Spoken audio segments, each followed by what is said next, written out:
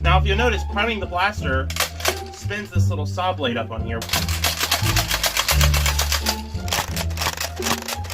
This brings up all the vibes the Zombie Strike series had. Surviving the apocalypse is hard. I've been going on for many days. I've been fighting different zombies and monsters beyond your wildest imaginations. But no matter what I do, fist fighting wasn't enough. I even used a machete. That did not help. It made things worse, arguably. Then I used a gun, because why not? That's what you have to use. But no, because it didn't help close range. This was the darkest time of the apocalypse for me. But then I found the X-Shot Insanity Doomsday, a blaster that had melee and shooting. Yeah. Why am I keep doing these? These are so stupid. Hello everyone, Brickosaurus227 here, and today we're going to be doing a review of the X-Shot Insanity Horror-Fire Doomsday. This is one of 3 blasters from X-Shot's new line, which is a sub-series of Insanity. And it's pretty much X-Shot's answer to Zombie Strike and Doomlands. But does it live up to the hype? Let's find out.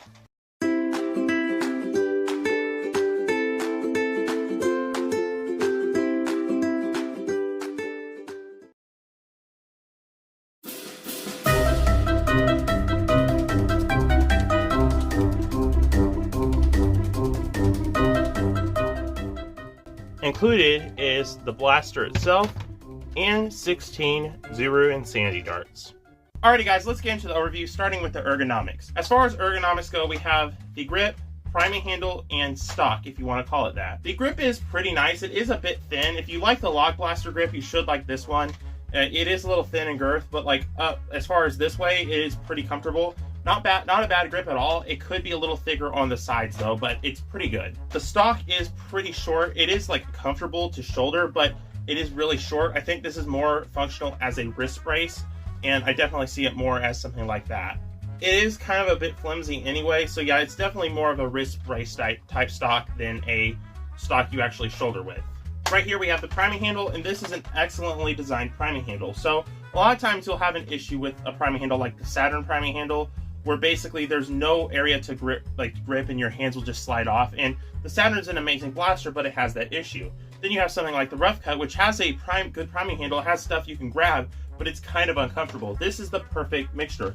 It's nice and smooth, but they have this little section of grip tape right here just to extend this back just a little bit, so you have a nice and smooth surface to grab onto, but your hand is not going to slip off anytime soon. To operate the blaster, you simply want to take your darts. The included darts are X-Shot Insanity darts, and they're in this gray and green color scheme, which I really like, but you just load it on the side like this. Now when the priming handle's all the way forward, the cylinder rotates kind of like how you'd expect, but if you pull it back just a little notch, then you have a freely spinning cylinder, which makes it a little bit easier to load. Once you have all 8 rounds loaded up, you simply prime the blaster. Now if you'll notice, priming the blaster spins this little saw blade up on here, which is really nice. This is a foam saw blade, and it's like not too bad quality foam. It's pretty decent. It's not going to like break on you anytime soon, but I would like try not to rest the blaster on this foam because it probably will bend if you do that.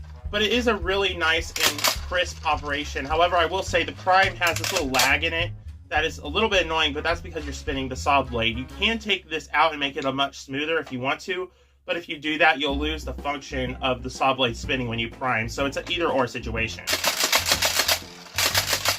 And once the blaster's primed, you can still prime it back and forth, which I really like. But you pull the trigger to fire.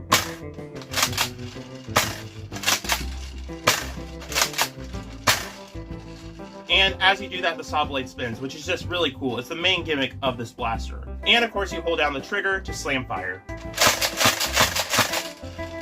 Now, I've had a lot of issues with my trigger lagging, and you can see this right here. And from everything I've heard, this is just like a lemon I got. I have not seen anyone else experience this issue. I've talked to multiple different people who've used this blaster, and not a single one have had this issue. So it's probably just something with the spring getting tangled up in there, and it's probably going to be an easy fix, which I'm going to fix right after this video. There are 2 Picatinny style rails on the side. They're technically X-Shot Insanity rails, and there is, of course, one on the top of one big one. I did notice, though, that like the included adapter, because it does include an adapter which was really well hidden on the box, it's very tight on here, and this adapter like is really loose with other Insanity blasters.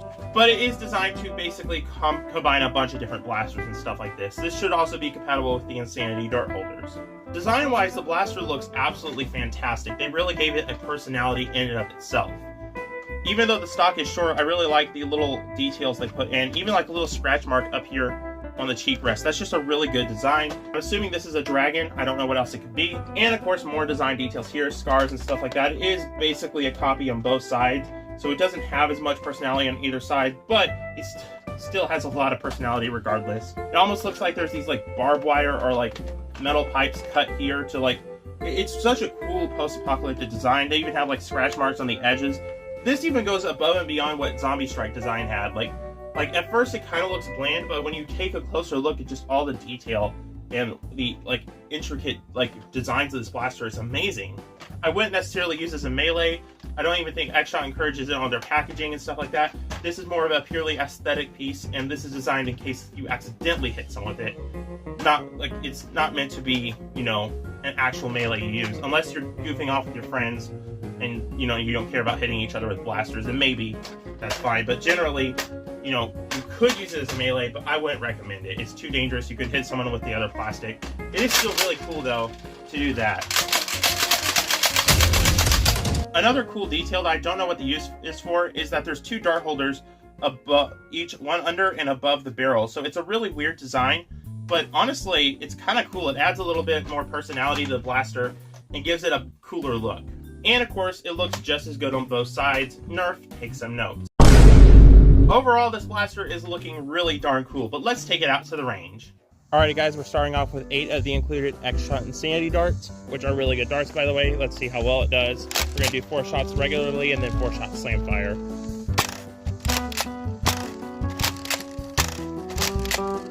Alright, now do slam fire. Very nice, very consistent ranges. Alrighty guys, for a little bit of dart variety, we have some AF waffle heads in various stages of use, so let's find out how well those do.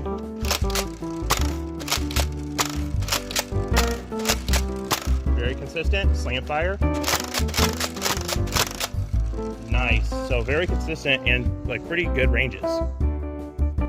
Alrighty guys, we have the lower grouping of darts at 45 feet. Another grouping here at 48 feet. And most of the darts, which also happens to be the furthest grouping, at 54 feet. And the furthest dart at 57 feet. So pretty consistent ranges, nothing too crazy. It's about your average Springer at 70 FPS ranges, which is what we want to see. So do I recommend the X-Shot Insanity Doomsday? Yes, I do, and for a good reason. So Zombie Strike has been gone for quite a while, and I feel like Nerf tried to recapture that with the Zombie series, but they kind of failed with it. It wasn't really that good of a series, and lacked the kind of character or uniqueness that, the personality Zombie Strike had. And we've had other kind of pseudo Zombie Strike things, but we never really had a return to form Zombie Strike blaster until this, and it happens to be from X-Shot. Like, this brings up all the vibes the Zombie Strike series had, but it's not Zombie Strike. It even has practicality, which is crazy. Now, this is a big blaster, so I wouldn't say it's super practical, but if you're looking for something that's just like a solid basement lore blaster, or if you're wanting something a little bit more like just pump action, sleeker, lower ammo, a little bit easier to manage, this is something really, like a really good recommendation. So if you're looking for a fun, gimmicky blaster, this thing's totally worth it. It still has practicality. It doesn't waste a lot of plastic. Like, the most waste of plastic is this skull right here, and it even doubles as a little iron sight here, which is kind of cool. And it even averages pretty well with performance at around 80 something FPS, almost 80 FPS. From what I've seen, most people are getting about 78 average on this.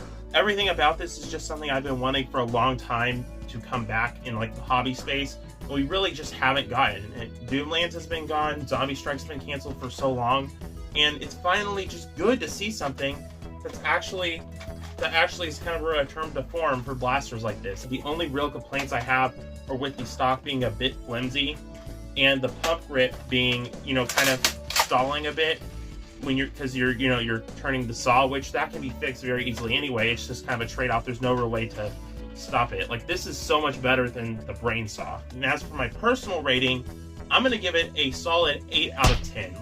It's not the most practical thing. It is absolutely ginormous for what it is. If you're going to use this, I would probably recommend more using it for a primary because, you know, what it is. So it's not the most practical thing, but it's a really fun blaster that works practically. You can actually use this, is my point. It combines a lot of different aspects of different blasters. It feels like a hybrid almost between the Vagabond and the Brain Saw, so it's like a really nice and really well built blaster. And you can see this thing is massive. It's absolutely a massive blaster, but it's only 15 bucks, and it's built pretty well for an X-Shot blaster, so I think it is totally worth it. Definitely consider picking this one up if you like anything fun. I've seen a lot of people kind of throw hate on this thing, or just like not much interest in it, and I don't get it.